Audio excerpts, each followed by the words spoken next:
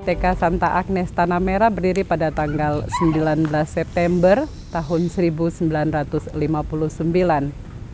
Sekolah ini berdiri karena adanya keprihatinan terhadap dunia pendidikan yang kurang mendapat perhatian bagi anak-anak usia dini. Untuk itu, para misionaris dari Belanda, mereka mendirikan sekolah ini agar anak-anak bisa mendapatkan layanan pendidikan. Kemudian dilanjutkan oleh para pastor MSC yang diawali oleh Pastor Sukiswadi MSC. Kemudian dalam proses perjalanan di tahun lalu sekolah ini secara resmi diserahkan kepada kongregasi PBHK pada tanggal 29 Mei tahun 2021. Dan saya sebagai yang dipercayakan untuk menjadi pengelola di sekolah ini, menjalankan apa yang sudah dijalankan oleh para pastor, para pendahulu, para suster yang sudah mendahului, dan juga guru-guru awam, kepala sekolah yang sudah mengelola sekolah ini secara baik. Dan hasil dari anak-anak kami, mereka sudah menjadi pejabat-pejabat, tentunya juga menjadi pejabat di tanah ini sendiri. Sebelum diserahkan itu kami meluluskan 100 anak. Kemudian di tahun lalu kami meluluskan 130 anak. Tahun ajaran 2020-2021 kami meluluskan 130 peserta didik. Sekolah ini terbuka bagi agama apapun, dan yang ada di sini di 2 tahun ketika saya menjabat sebagai kepala sekolah, kami menerima anak-anak Katolik, Protestan, dan Islam. Jadi lintas agama. Animo atau kepercayaan yang orang tua berikan kepada sekolah ini sangat besar. Itu dapat terlihat dari jumlah peserta didik yang masuk di tempat ini. Karena mereka melihat bahwa ketika anak-anak yang lulus dari TK Santa Agnes, paling tidak mereka sudah bisa kalistung, membaca dan menulis. Nah, itu membuat mereka untuk mempercayakan kami untuk mendidik anak-anak mereka. Kemudian juga lewat aktivitas-aktivitas yang kami lakukan, lewat kegiatan-kegiatan yang dari tahun ke tahun mengalami perkembangan. Ketika saya berada di tempat ini mulai dari tahun 2019 sampai saat ini, banyak kegiatan yang dilakukan, dan itu yang membuat orang tua semakin percaya bahwa sekolah ini mempunyai kualitas yang baik. Untuk kegiatan ekstrakurikuler sendiri kami baru memulai di tahun lalu. Ya, salah satunya drum band. Kemudian ada juga olahraga, kemudian ada musik.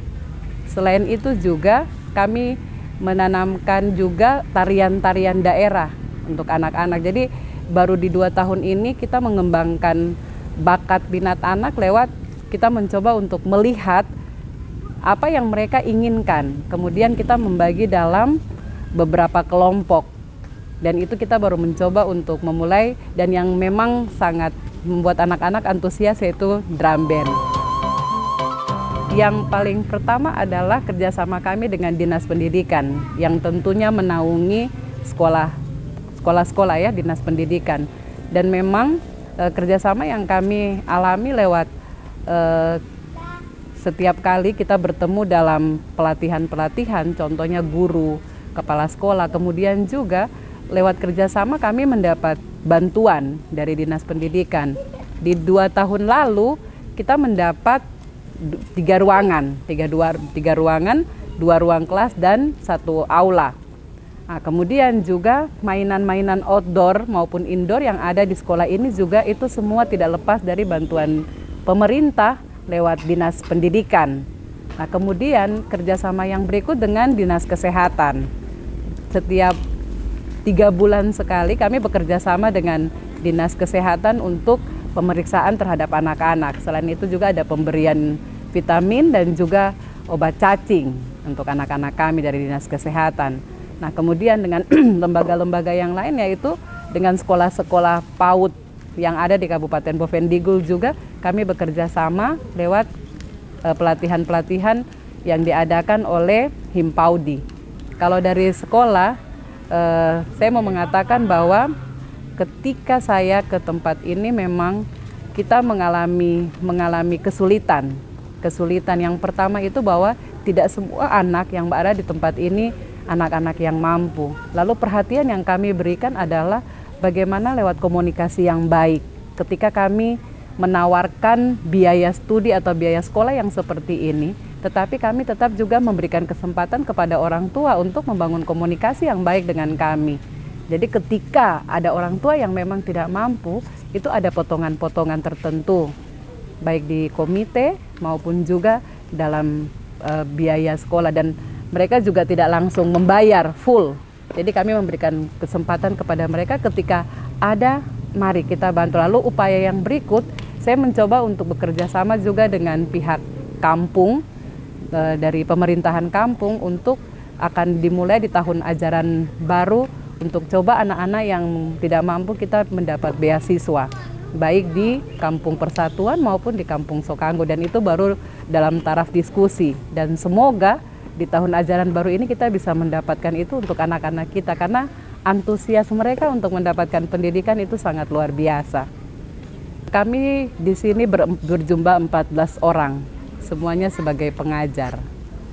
Untuk di unit TK sendiri kami ada 2, saya, Suster Oliva Silubun PBHK, dan suster saya yang satunya, Suster Yulita Mokili PBHK. Sebagai seorang putri Bunda Hati Kudus, hal yang paling penting yang saya coba tanamkan ke guru-guru yaitu bagaimana kita menghayati spiritualitas dan karisma dari pendiri kami, Pater Jules Sevalia, itu bagaimana kita menanamkan nilai spiritualitas hati. Lewat cara-cara sederhana, seperti dengan guru-guru, bagaimana kita dapat membangun suatu kerjasama, bagaimana kita bisa saling terbuka satu dengan yang lain ketika ada permasalahan yang terjadi di antara para guru. Kemudian di 2 tahun ini juga kami membuat program, yaitu dengan memberikan pembinaan-pembinaan atau rekoleksi-rekoleksi yang berkaitan dengan penanaman nilai-nilai spiritualitas hati. Kemudian dengan orang tua kami juga membangun hal yang sama, bagaimana membangun suatu kerjasama yang memang hidup dari spiritualitas hati, yaitu bagaimana lewat kehadiran kita bisa membawa suatu kebaikan bagi orang tua lewat komunikasi yang baik, kerjasama yang baik, membangun suatu kesadaran bahwa ketika mereka menyekolahkan anak-anak di sini, mari kita sama-sama menghidupi spiritualitas hati. Spiritualitas hati yang seperti apa? Berarti bagaimana tindakan kita, kata-kata kita, itu memang betul-betul yang muncul dari hati. Lalu untuk anak-anak saya mencoba untuk menanamkan kepada guru-guru saya bagaimana untuk menanamkan pendidikan karakter sejak mereka dini. Jadi bagaimana juga menanamkan nilai-nilai spirit.